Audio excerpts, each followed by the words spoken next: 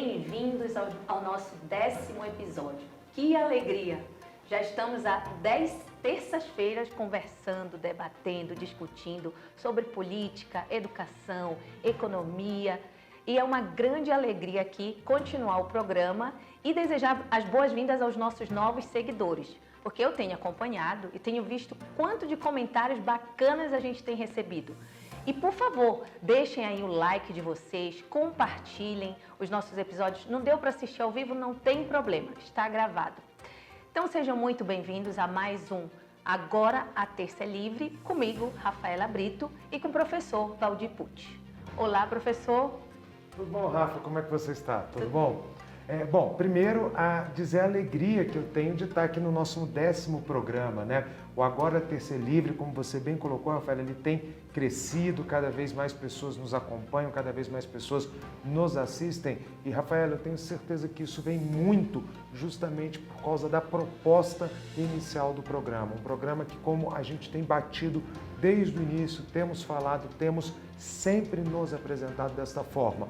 Um programa onde as pessoas vão ter fatos, elas não vão ter narrativas, elas não vão ter visões, elas não vão ter, eu acho que, mas onde a gente trabalha com fatos, onde a gente trabalha realmente com aquilo que é importante para que a pessoa de casa, aquele que nos ouve, aquele que nos assiste, ele possa, ele sim, tirar as suas conclusões, possa ele sim pensar por si próprio e principalmente possa ele ser uma pessoa capaz de discutir qualquer um dos temas, política, direito, educação, finanças, não interessa, mas de forma consciente e sabendo do que está falando. Então, Rafaela, é uma grande alegria esse 10º programa aqui com você, dividindo essa bancada com vocês, sempre com convidados muito especiais, e hoje não vai ser diferente, também teremos um grande convidado, mas já já a gente vai apresentá-lo à população. Mas antes disso, quero ouvir de você, e Brasília, pegando fogo?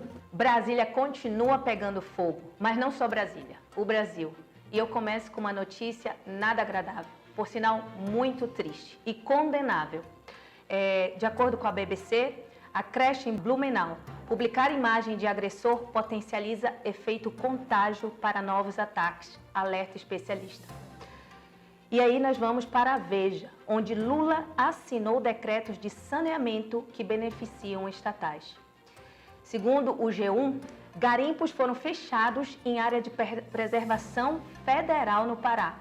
A operação ocorreu em Parauapebas, onde os órgãos realizaram apreensão e inutilização de maquinários usados no crime.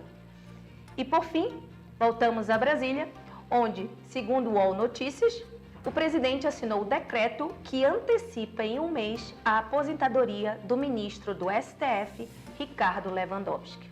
Professor? Obrigado, Rafaela. Bom, gente, infelizmente eu também vou ter que começar essa nossa análise das notícias, do que foi notícia em Brasília e no Brasil e também no mundo, que a gente faz toda semana, falando um pouco dessa triste notícia que foi mais um atentado às escolas do Brasil. Agora nós tivemos um atentado tristíssimo numa creche em Santa Catarina, mais precisamente na cidade de Blumenau. Todos vocês acompanharam isso ao longo da semana passada, com certeza nos finais de semana. Os noticiários de domingo devem ter dominado, juntamente com a Páscoa, também essa questão. Primeiro, porque é um crime muito chocante. Tudo que envolve crianças, na mais tenra idade, não deixa de nos chocar em qualquer situação, em qualquer nível, uma vez que nós somos programados justamente para preservar as crianças, para proteger as crianças.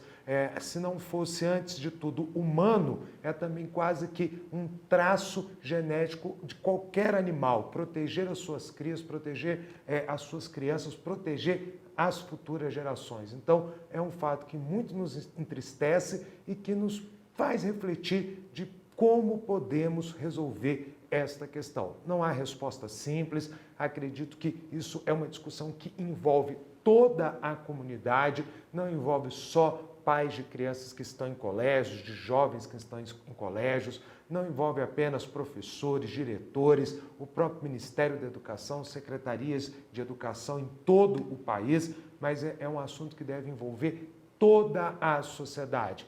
pessoas com filhos, pessoas sem filhos, pessoas que estão envolvidas diretamente na questão, pessoas que não estão envolvidas diretamente na questão, e temos apenas que tomar cuidado para não cairmos nos discursos fáceis. Não é a sociedade que está doente. A sociedade brasileira não é doente, porque a gente ouviu falar muito isso, que estamos doentes, que a sociedade ela está apodrecida. Não acredito. O que eu acredito é que nós temos um problema que tem que ser resolvido, que tem que se buscar a solução, que não vai chegar fácil. O mundo inteiro enfrenta esse problema. Nós temos casos semelhantes nos Estados Unidos, vimos em outros países do mundo, sejam eles desenvolvidos, sejam eles não desenvolvidos.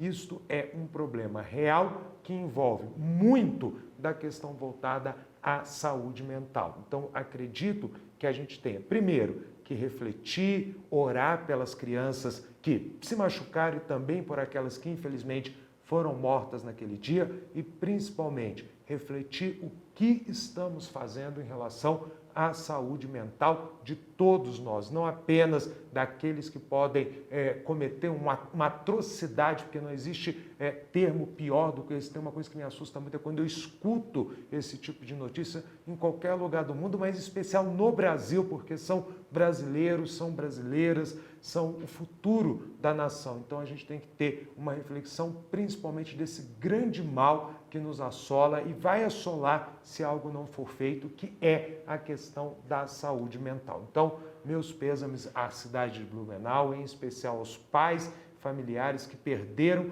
os seus filhos, e o Agora a Terça é Livre só pode desejar uma pronta recuperação àqueles que estão se recuperando, seja do trauma, seja de sequelas físicas em relação ao crime cometido, e esperar que a justiça seja feita. E, nesse caso, o que nós apresentamos aqui, ou discutimos, é a justiça dos homens. Esta é que nós podemos comentar. A justiça de Deus não cabe, cada um tem a sua religião, cada um reflete da forma que quiser. Mas o Agora a Terça é Livre pede que a justiça brasileira seja célere e séria na condenação deste que cometeu esse crime. Mas, falado isso, não posso também deixar de comentar um dos grandes assuntos de Brasília que Rafaela também trouxe para nós, que é a questão da aposentadoria do ministro Lewandowski do STF e a sua substituição pelo presidente Lula e os nomes que circulam nessa substituição.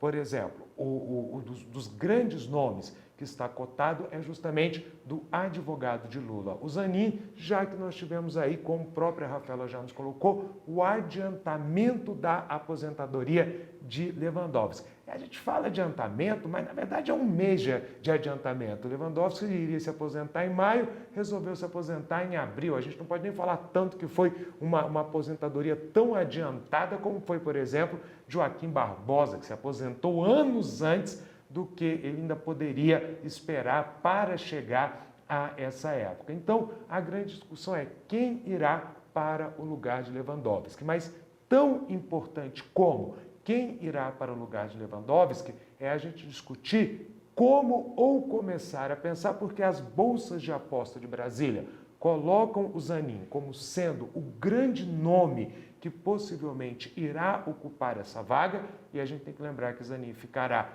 praticamente mais de 20 anos no Supremo Tribunal Federal, se cumprir todo o período que hoje é estipulado, e a gente já tem que começar a debater, e aí é a grande questão, começarmos a debater como o Zanin vai se comportar. Deixo uma lição de casa aqui, para a gente não fazer aí opiniões baseadas no achismo, mas vamos pesquisar como é que Zanin se comporta como advogado, quais foram as teses levantadas por ele, quais são os temas tratados e discutidos por ele, porque, afinal de contas, se nós conhecermos, vamos dizer, a antecedência jurídica do futuro ministro, a gente pode começar a tentar entender como ele vai se portar dentro do Supremo Tribunal Federal, sabendo que ninguém é escolhido de véspera, tá, gente? Hoje, o nome mais cotado é Zanin, mas pode ser que amanhã o presidente Lula ouça outras pessoas, ouça outros conselhos e venha a escolher aqueles nomes que estão correndo por fora. Mas, a princípio, a ideia que nós temos é que Zanin será justamente o ministro do STF e, consequentemente, nós temos que começar a entender o seu papel dentro das inúmeras votações e temas que o Supremo ainda tem que tratar e que vai tratar nesses próximos 20 anos, sendo que um dos temas, por exemplo, de suma importância são questões ligadas à energia, ao meio ambiente, questões voltadas à própria exploração de recursos naturais dentro do país. E eu fiz esse gancho no final desta minha apresentação, justamente dessa minha análise, melhor dizendo, justamente para poder apresentar a vocês o nosso entrevistado de hoje, que nós vamos bater um bom papo, um grande papo aqui com o doutor Alisson Tadeu. Apresentar um pouquinho para vocês o doutor Alisson. O doutor Alisson é CEO e fundador da NOAA Network, uma empresa de soluções integradas para os setores públicos e público e privado, nos segmentos de energia e mineração. É formado em Direito pelo Centro Universitário IESB, em Brasília, e graduando no Master of Law em Direito da Energia e Negócios, no setor elétrico pelo CEDIM, Minas Gerais. Também o senhor Alisson, ele foi assessor parlamentar no Ministério de Minas e Energia e CEO da Energici, Head de Energia da Câmara de Comércio Brasil, República Dominicana, bem como membro do Comitê Jovem do Instituto Brasileiro de Petróleo e Gás, IBP, além de atuar em outras empresas como consultor em energia. Alisson, é uma honra agora a TC Livre tê-lo aqui conosco. Eu e Rafaela nos sentimos muito honrados em dividir essa bancada com você nessa terça-feira à noite, para a gente debater um pouco esse tema que é tão importante para um país que quer crescer, para um país que quer se desenvolver, para o mundo, porque também a questão de energia envolve sustentabilidade, envolve a questão do meio ambiente. Talvez a necessidade cada vez maior que temos de energia acabe esbarrando nas questões voltadas para o meio ambiente. Então, ter você aqui para nós é muito importante para quem também está nos assistindo, porque é uma forma da gente poder trazer esse debate para o dia a dia de quem ouve e quem assiste o Agora TC Livre. Então, seja muito bem-vindo, Alisson, é um prazer tê-lo aqui. Bem, debater energia é latente no nosso país, né? Nós vivemos aí num momento de transição energética e um momento onde cada vez mais é necessário se discutir temas técnicos e temas tão atuais como o setor de energia, o setor de combustíveis, o setor elétrico como um todo, né? A questão das pautas ESG. Então, para mim é uma honra estar conversando com vocês no dia de hoje, dando boa noite aí a todos os ouvintes e todos os telespectadores do programa e parabenizar não só pela estrutura aqui que tá muito bonita, obrigado, mas também pelo trabalho de vocês, né, e essa contribuição que vocês estão dando para discutir temas tão urgentes, né, como o tema do setor elétrico e o setor de energia como um todo. Perfeito. Alisson, primeiro, muito obrigado aí pelas palavras. Alisson, eu queria começar primeiro ambientando as pessoas que estão nos ouvindo sobre o tema. A gente fala energia, mas energia pode ser qualquer coisa, pode ser assunto aí que eu posso discutir com você, milhares de coisas, inclusive voltadas para assuntos que muitos acham que é energia e que não é. Então, eu queria primeiro isso. Explica para nós o que você faz, quando você fala que você trabalha com o setor de energia, qual é o seu trabalho, quais são os pilares que norteiam esta questão da energia no Brasil hoje e no mundo, se for possível. Bem, o setor de energia, ele tem uma composição, como eu falei, um pouco técnica, né, por ser um setor regulado, né? Então, nós vivemos aqui num setor totalmente regulado, um setor ainda não tão aberto, né, mas que à medida que o tempo vai passando, ele vai se abrindo, vai evoluindo, né? E até puxando aqui, a nossa terça está sendo livre e o setor espera que ele seja, e os agentes do setor de energia esperam que o setor seja cada vez mais livre, né? Agora eu vou ter que te interromper já. Desculpa. O que é ser mais livre? É um setor onde os modelos de negócio e os modelos, né, de funcionamento sejam mais atrativos para investimentos, né? E como eu vou falar um pouco mais à frente, nós vivemos num momento de transição energética. E me permita deixar isso um pouco mais para frente para explicar o que é essa tal de transição energética e a sua importância, né, dentro do setor energético como um todo.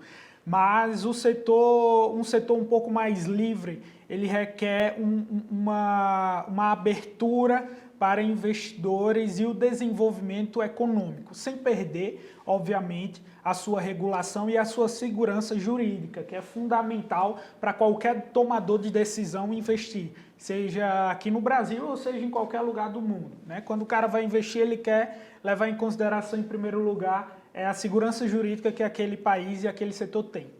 Levando isso em consideração, nós temos aí alguns eixos do setor energético, né? Então eu posso começar falando de 3 eixos aí do setor elétrico, né? Que é o eixo, 4 eixos, perdão. O eixo de geração, o eixo de distribuição, transmissão e comercialização, né? Então vamos supor aqui que a gente está falando de um setor que depende desses 4 eixos fundamentais, né, para o seu funcionamento. Então o eixo de geração, vamos supor, vocês têm aqui uma usina de geração de energia. Vamos dizer aí que vocês são donas de Itaipu ou de Belo Monte. Oh, quem me dera. A geração de energia é aquilo, né? É a geração da energia através da fonte hídrica, seja ela hídrica, seja ela fotovoltaica, seja ela eólica, seja ela termoelétrica, né? Então, a geração é aquela que gera energia a partir dessas fontes e ela manda para distribuição. Perfeito. O que é a distribuição? Por exemplo, nós estamos aqui em Brasília e a distribuidora aqui é a antiga SEB, né, que foi privatizada aí, e hoje é a Neoenergia. As distribuidoras, elas têm a concessão de distribuição, né, são empresas privadas, né, e que fazem a distribuição da energia, ou seja, Itaipu gera energia, a energia é jogada naquelas redes elétricas, que é chamada de SIN, que é o Sistema Interligado Nacional, que é um sistema operado pela ONS, que é o Operador Nacional do Sistema, que faz toda a gestão do sistema, e a dona daquela distribuição, como eu falei no caso prático, é a Neoenergia. E aí, a Neoenergia, o que é que ela faz? Ela faz a transmissão. Então, eu falei um pouco da distribuição e agora a transmissão. A transmissão é quando as linhas, a energia é gerada por Itaipu, distribuída as linhas e chega na casa do consumidor final. Eu, você, todo mundo que está nos ouvindo agora.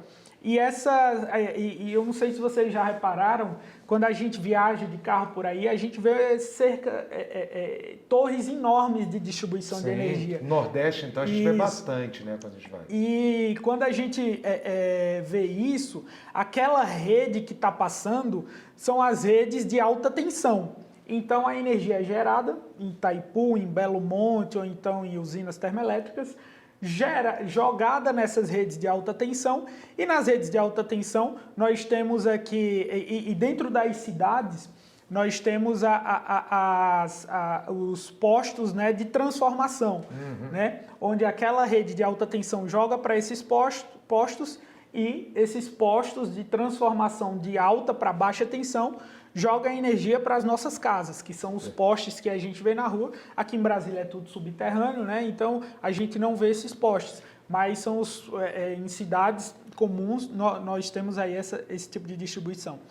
E para complementar, nós temos um setor que cada vez mais cresce no Brasil, um eixo que cada vez mais cresce, que é o eixo da comercialização de energia. Esse eu vou pedir para você segurar um pouquinho da comercialização, que eu acho que tem muito a ver com a questão das energias renováveis, porque basicamente muito solar também hoje no Brasil, né? Só para a gente tratar disso um pouquinho mais para frente, porque antes eu queria tratar muito do que nós temos hoje, tá? Antes da gente falar do futuro, de energias renováveis, essa transição, como você bem colocou, queria voltar um pouquinho, Alisson. Hoje, quais são os grandes desafios que a indústria eu digo, a produção de energia enfrenta no Brasil? Quais são os desafios, sejam esses legais, jurídicos, e como superá-los? Você tem uma ideia de como nós estamos, o cenário que nós temos hoje? Bem, ótima pergunta. Hoje os desafios são muito ligados à transição energética. Perfeito. Então, já puxando um gancho, como o senhor perguntou, eu vou falar aqui que hoje o desafio do setor de energia mundial é a transição energética. E a transição energética está fundamentada em 3 pilares. Nós chamamos os 3 Ds da transição energética. O primeiro D, descentralização. O segundo D, descarbonização. E o terceiro D, a digitalização da energia do setor.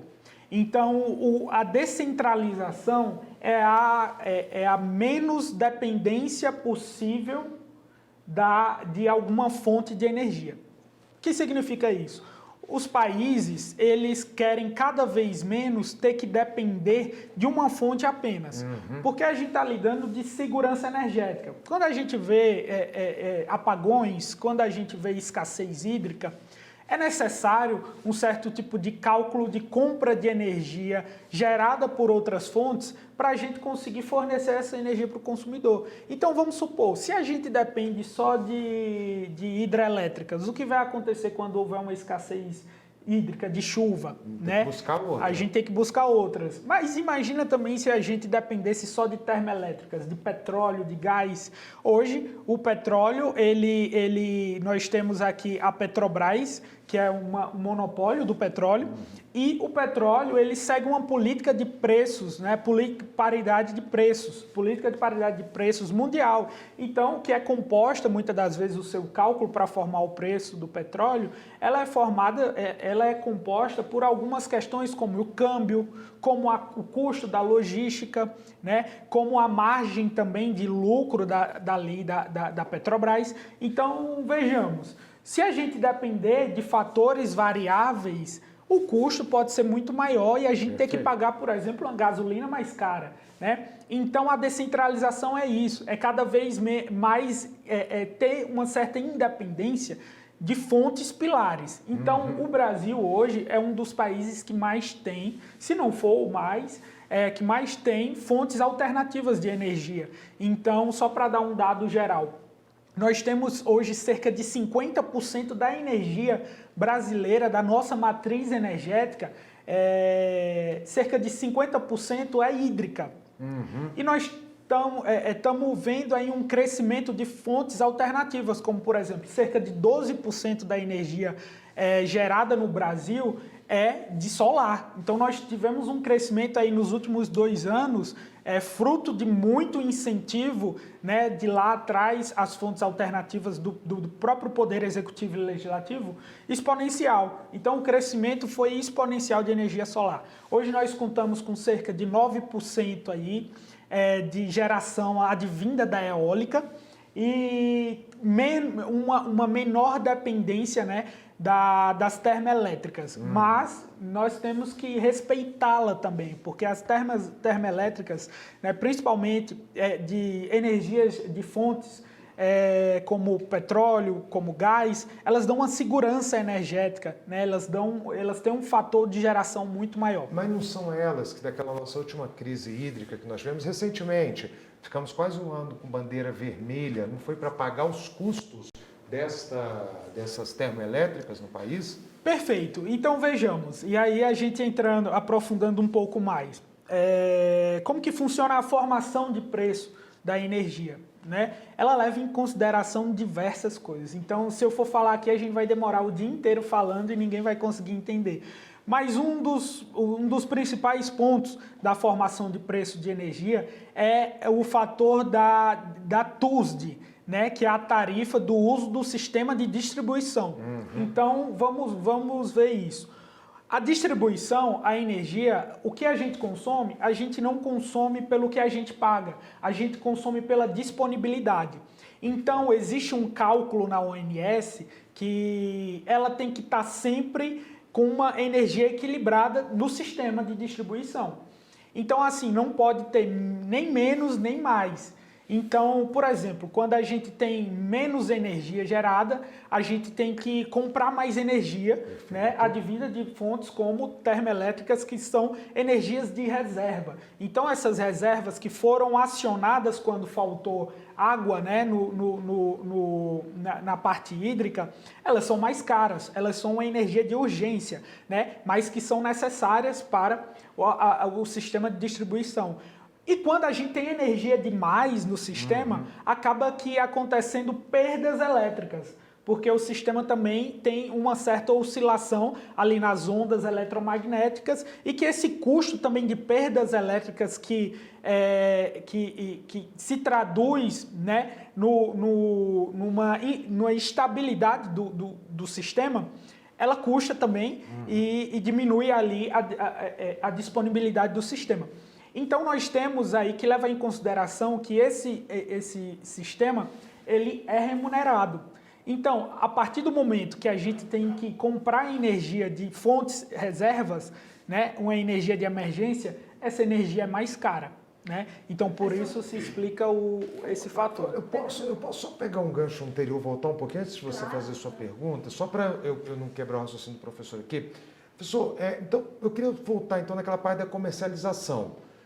Como é que a comercialização ela é boa, que você falou que é um quarto pilar, né? Como é que ela entra nessa questão aí nossa desse consumo de energia no Brasil? Bem, ótima pergunta. A comercialização, na verdade, ela enseja no consumidor um sentimento de democracia da energia. Como eu estava falando, muitas vezes a gente não entende a formação de preço de energia. E, de fato, é cara. A gente paga uma energia cara. Porém, nós temos uma legislação que nos obriga a pagar uma energia mais cara. E aí a gente entra na parte da comercialização. Hoje, eu, você, todo mundo que está nos assistindo, a gente tem que comprar energia diretamente da distribuidora. A comercialização, que já existe no Brasil desde de 1999, 2000, por ali, ela permite que o consumidor compre direto a energia direto do gerador. Isso não é novidade, isso já existe na Inglaterra, isso já existe em Portugal, setores abertos. Só que a diferença é que no Brasil só consumidores que consomem acima de 40 mil reais, então eu estou falando de indústrias, podem migrar para o Mercado Livre, né, que a gente chama, o termo é Mercado Livre, mas o nome é Ambiente de Contratação Livre, ACL.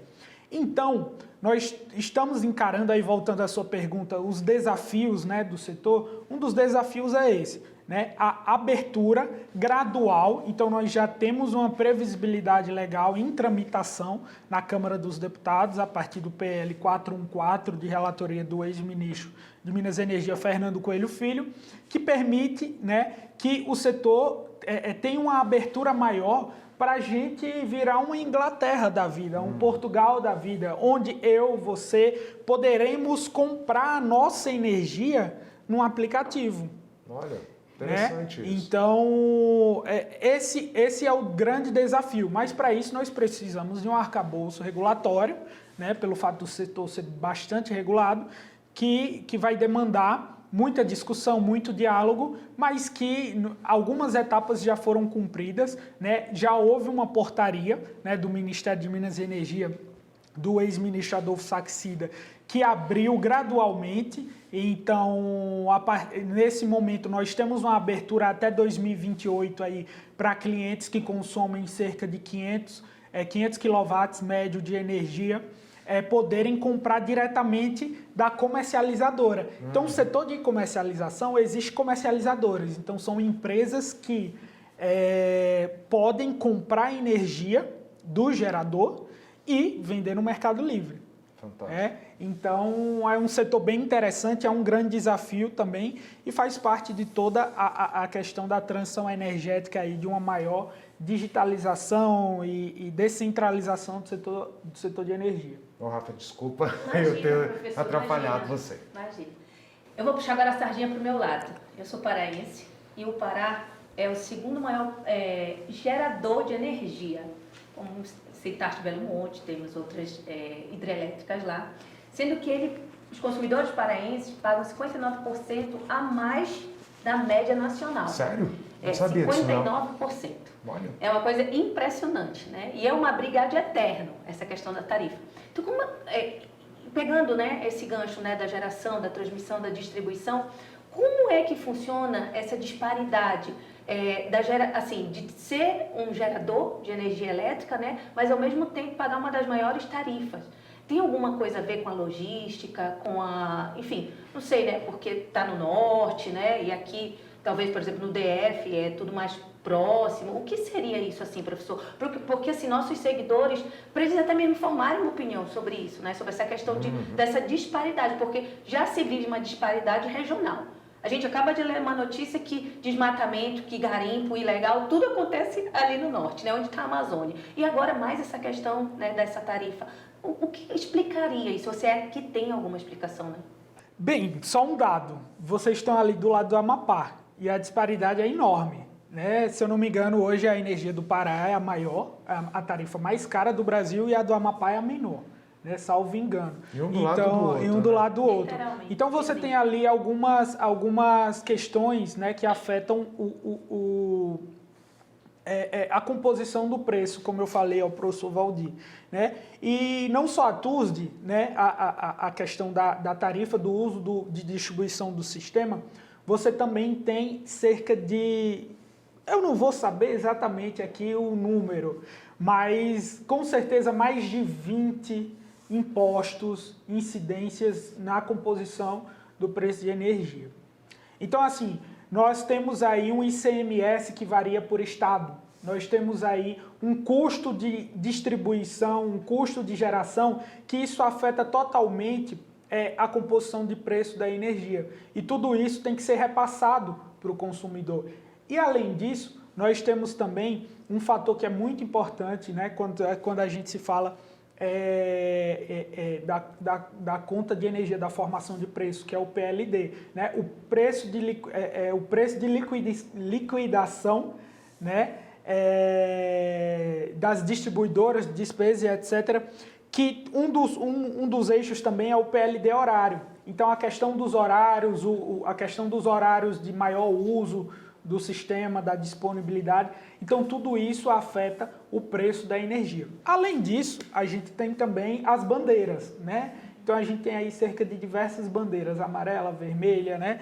Que também compõem o preço da energia. Quer matar um consumidor e Isso. escutar a bandeira vermelha. Bandeira vermelha, No jornal ele já fala assim, meu Deus, lá vem vermelha. a coisa pesada. E eu tive um prazer, na época que eu era do Ministério de Minas e Energia, de conhecer Belo Monte. Foi, para mim, um sonho realizado. Né? A gente que está nesse setor, a gente sempre tem um sonho de conhecer Itaipu, de conhecer Belo Monte. Eu me impressionei, de fato, com aquela imensa estrutura.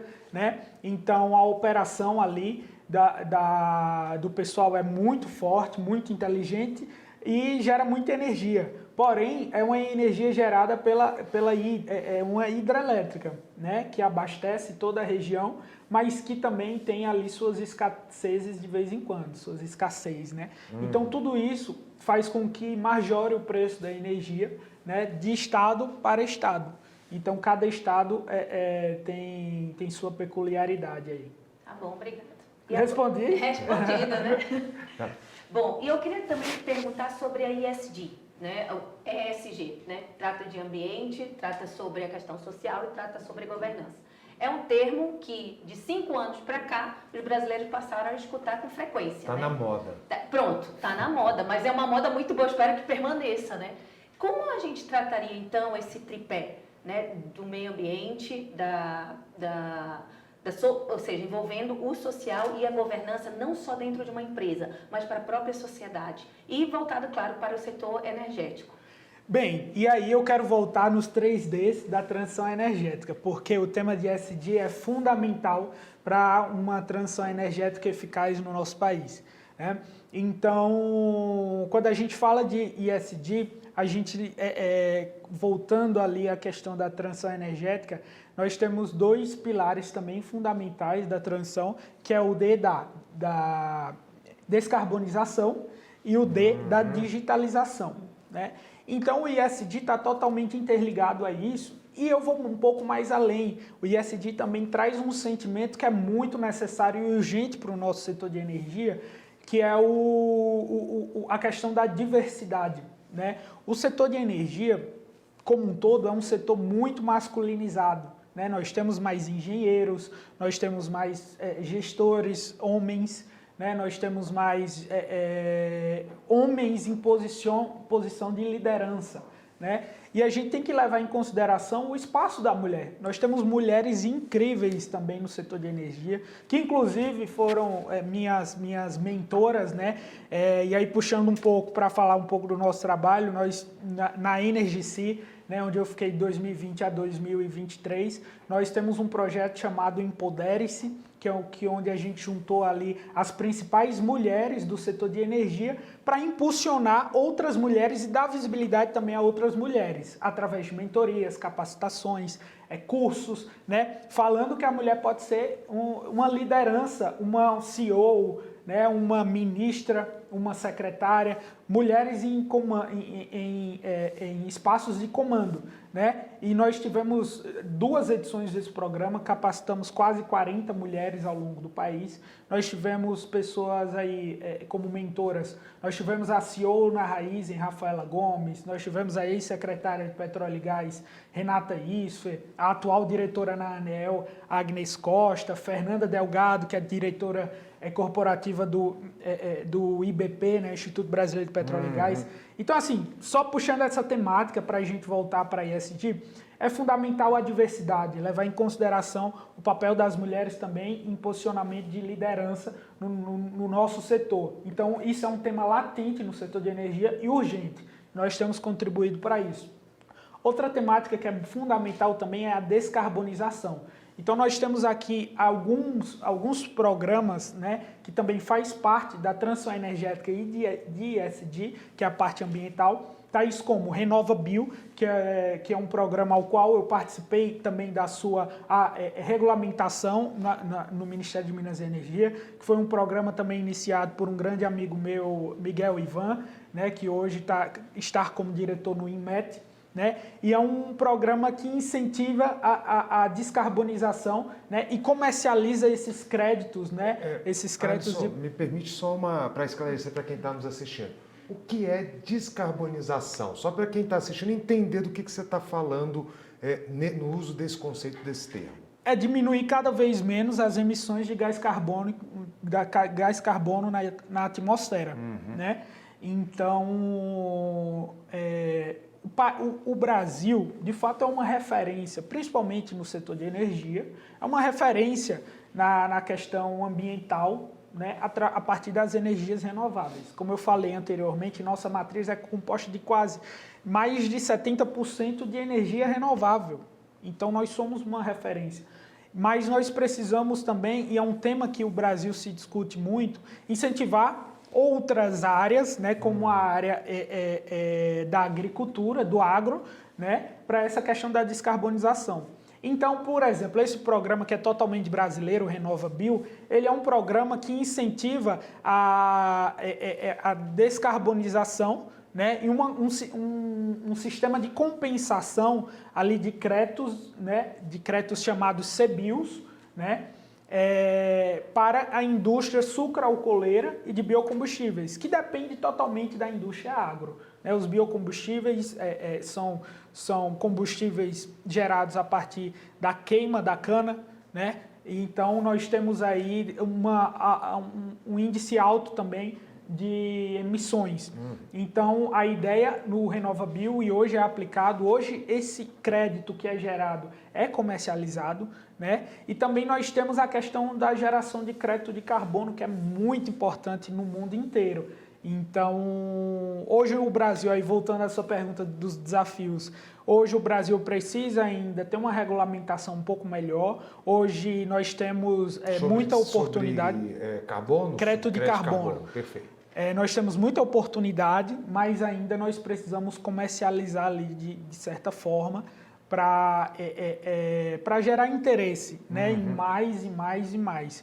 Então o Brasil tem muita área ainda para haver o reflorestamento, e nós temos também o compromisso a partir do Net Zero, né, que é um programa também, que é um termo mundial, que é para emitir, zerar as emissões, né, e também ter o máximo de reflorestamento, né, e de crédito gerado, né, para haver essa compensação de países terem o direito de poluir. Né?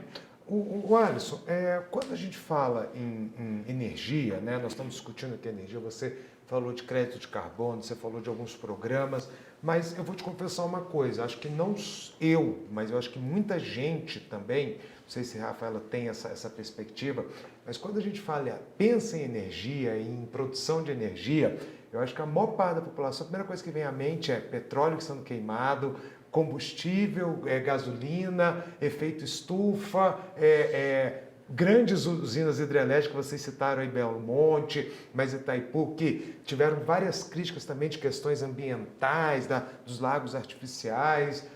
Que mais a gente pensa? Consumo de gás, prospecção de gás, que pode gerar... Tem como conciliar energia, transição energética e meio ambiente? E vou aumentar a pergunta, tá? Para te botar no fogo aqui mesmo.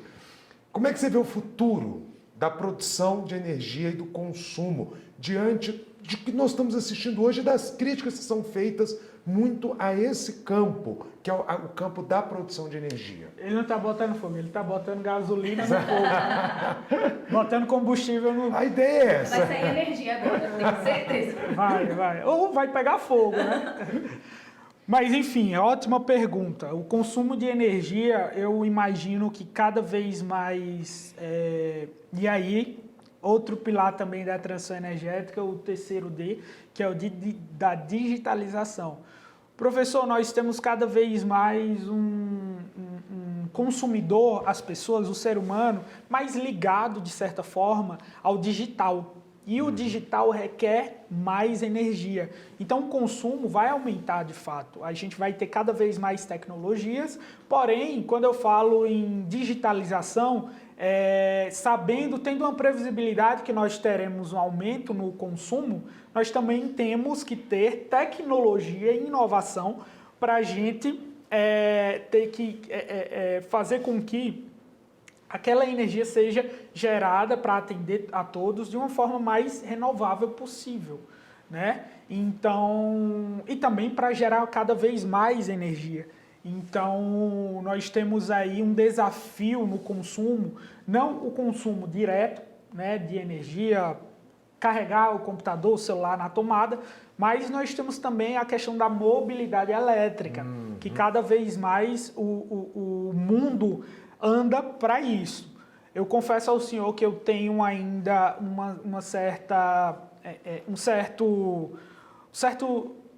um pouco de fé, eu diria. Eu procurei aqui uma palavra, mas que isso acontecerá de forma rápida no Brasil. E quando eu falo Brasil, eu não estou falando de Brasília, eu não estou falando de São Paulo, não estou falando de BH, estou falando de rincões, né? Eu acho ainda muito difícil a gente imaginar que a mobilidade elétrica será realidade nos próximos 10 anos aí em rincões do país.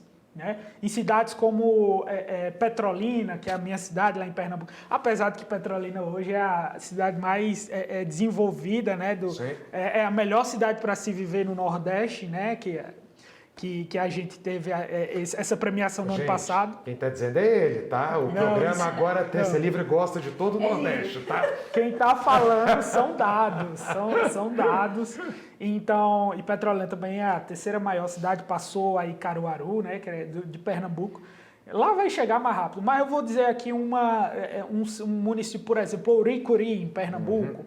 Vou dizer aqui municípios aqui perto também, né, no Goiás, aqui perto na Bahia, em Barreiras, na Bahia, sei lá.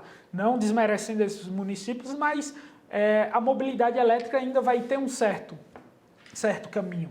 E nós temos aqui, de fato, políticos visionários no país. E lá nos anos 60, anos 70, não vou saber precisar agora o ano, nós tivemos um programa, um projeto que incentivou o setor sucroalcooleiro no país. E o setor sucroalcooleiro é um setor, de fato, um combustível alternativo limpo, né, que nós temos no Brasil, que é um grande potencial. grande potencial. Então, a mobilidade elétrica no país vai também enfrentar essa concorrência do etanol, né? Então, nós temos aí alguns desafios na parte de consumo, né? Não só na energia que a gente consome diretamente, ou também na energia que é abastecida para os nossos veículos aqui. Alisson, eu acho que todo mundo que nos assistiu ficou com uma dúvida. O que é mobilidade elétrica? Mobilidade elétrica é quando a gente consegue ter transporte elétrico carregado pela energia, né, com baterias. Então, por exemplo, nós temos aí marcas como a Tesla, né, que é uma marca que tem veículos elétricos no mundo, e que marcas como a Volvo, Mercedes, vira e mexe a gente vê algum posto de recarga elétrica, né? Mas a gente vê em grandes polos, em grandes centros, em shoppings, né? E quando a gente tiver que viajar nas nossas BRs, né? Tem que ter posto também elétrico, né? De recarga elétrica. E eu não sei se vocês concordam comigo, mas eu acho que... Eu brinco com todo mundo que fala assim, carro elétrico, você ainda vai ter um. Né? Eu acho que todo mundo em algum momento vai caminhar, pelo menos se a tecnologia não criar algo novo, eu acho que o futuro, por exemplo, automobilístico vai passar pelo carro elétrico, pelo menos híbrido, dentro dessa questão. Você vê dessa forma? Vejo, já é uma realidade, né? Mas o problema não é o custo do carro, a gente comprar o carro. O problema é a infraestrutura que a gente não tem hoje no Brasil para a gente aguentar o carro elétrico. A gente tem que abastecer. O álcool, você citou aí o exemplo do álcool, eu vou tomar a liberdade de ser mais velho que você, mas quando a gente começa o programa do Proálcool, para incentivar a produção de álcool, consumo nos carros e a produção de carros a álcool, você também não tinha postos preparados para receber álcool no país, você não tinha carros preparados. A pessoa viajava e encontrava gasolina, mas não encontrava álcool em qualquer lugar, como encontramos hoje. E superamos o desafio do álcool. Acho que a gente pode superar o desafio também da energia. Com certeza, mas me permita só fazer um ponto. O transporte e a logística do álcool e da gasolina é a mesma. A logística, a infraestrutura da mobilidade elétrica é diferente. Perfeito. Então, assim, você tem uma diferença aí. Por exemplo, a logística do etanol e da gasolina, você consegue transportar muitas das vezes seguindo uma mesma estratégia. A estratégia da recarga elétrica é totalmente diferente, porque quando a gente vê, não, vamos ter um carro elétrico, o carro vai ter uma autonomia maior, tal, mas a gente não está vendo que onde é que vai ter aqui. Vou dar uma tirada aqui para Petrolina no meu Volvo aí. Você não acha imposto. Se você for daqui para Goiânia, você não acha. Pois é, mas vamos supor, vou dar uma tirada aqui para Petrolina, lá em Pernambuco, cerca de 1.500 km no meu Volvo, e vou chegar lá e vou ter que abastecer, recarregar em algum momento, né? Tá, vai ter em alguma cidade grande ali e tal, tudo bem, mas nós precisamos ter postos de recarga ao longo de trechos na BR. O desafio está aí, a infraestrutura. Outro desafio, esses postos eles têm que ser abastecidos por alguma energia. Perfeito. Quais são as energias que esses postos serão abastecidas, onde e qual é a regulação disso? Que não temos essas definições legais.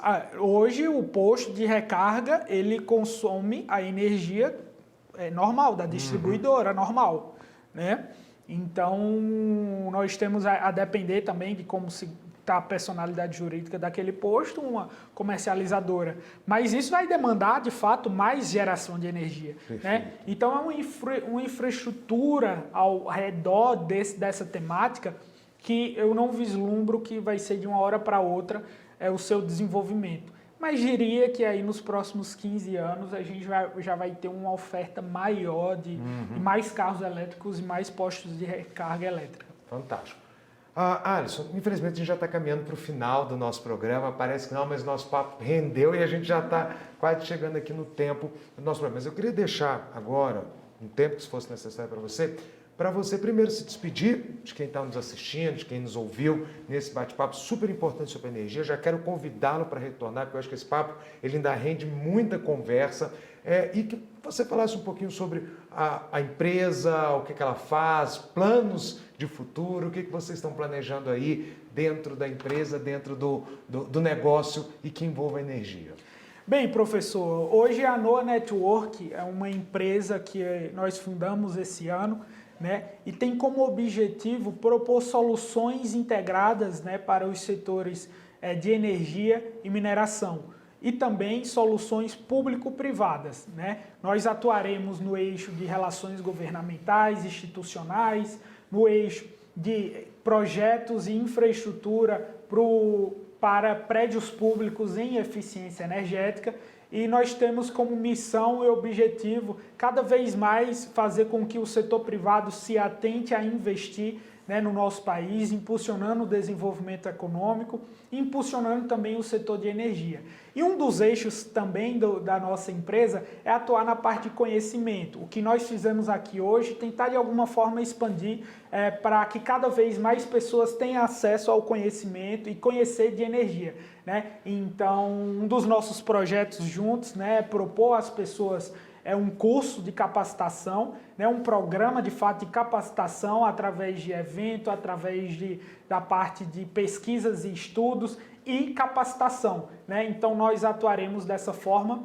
E também num terceiro eixo de cidades inteligentes, né, que nós chamamos de Smart City Energy, que será a Noah Urban, né, onde nós levaremos projetos para estados e municípios cada vez mais desenvolverem a sua inovação e as suas soluções tecnológicas. Então é um pouquinho do que a gente vai fazer, estou bem animado aí nessa nova etapa. Confesso que é um setor que eu gosto bastante, é um setor que eu amo. Já estou aí entrando no terceiro CNPJ no setor, então é mais um desafio que a gente está encarando e que vai fazer parte dessa nossa construção do que a gente pensa o setor de energia e de mineração para o futuro. Alisson, muito obrigado. Eu acho que eu sei que você tem muito ainda para apresentar. Eu acho que esse é um ponto que você colocou, a gente tem que trazer para discutir ainda, que é a questão das cidades inteligentes, a questão da energia envolvendo as cidades inteligentes. Eu acho que isso é de suma importância, é um debate riquíssimo, porque a gente vai caminhar para isso. A gente vai, o futuro passa por aí e de uma forma ou de outra a gente vai ter que chegar nele, tem que chegar preparado. E aí também meus parabéns a você, a empresa, pela questão dos cursos e de levar conhecimento, que é de suma importância. Então, eu sei que você já está com esse planejamento, que você já está conversando com algumas instituições para levar o curso. Então, já até coloca aqui, viu, gente? Vocês vão saber em primeira mão aqui no Agora Terça Livre, já me comprometo aqui com o Alisson, vocês vão saber em primeira mão assim que tiver tudo desenhado, né, Alisson? Você pode até voltar aqui para apresentar para o pessoal a ideia do curso ou de outras atividades de desenvolvimento de conhecimento, de pesquisa, de extensão que a empresa ela tem desenvolvido, tá? Muito obrigado, Imagina. Obrigado pelo convite, estou sempre à disposição. Tá? A gente que agradece. A ideia, de fato, é cada vez mais democratizar a temática de energia. Então, contem comigo sempre. Muito obrigado, Alisson. Bom, gente, estamos chegando ao final do Agora a Terça é Livre de hoje, terça-feira, por óbvio, né? Parece uma piada, mas é isso mesmo. Então, queria agradecer a todos vocês, agradecer ao nosso entrevistado, ao Alisson Tadeu, agradecer a Rafaela, mas agradecer principalmente a você que nos ouve, a você que nos assiste, a você que acompanha essa discussão cada vez mais rica do Agora a Terça é Livre. Nesse 10º programa, tivemos a honra de discutir hoje o futuro, porque o futuro passa pela energia. Infelizmente, abrimos o nosso programa perdendo parte do nosso futuro com a tragédia que ocorreu na semana passada em Santa Catarina. Mas temos que olhar para frente, não esquecermos do passado, mas olharmos para frente e sempre trazendo a todos vocês aquilo que de fato importa, a verdade dos fatos. Então, muito obrigado a todos. Como diz a Rafaela sempre, não esqueçam de nos seguir, de apertar aí a notificação e vejo vocês na próxima terça-feira. Rafaela, muito obrigado. Obrigada, professor Alisson. Obrigada, professor Valdir. Então é isso. Terminamos o nosso 10º programa, agradecendo a cada um de vocês. E, por favor, continue dando o like, nos seguindo e compartilhando o conteúdo, porque o que é importante e faz parte, né, da democratização, da formação de um povo, é isso, é levar conhecimento com qualidade. Tchau!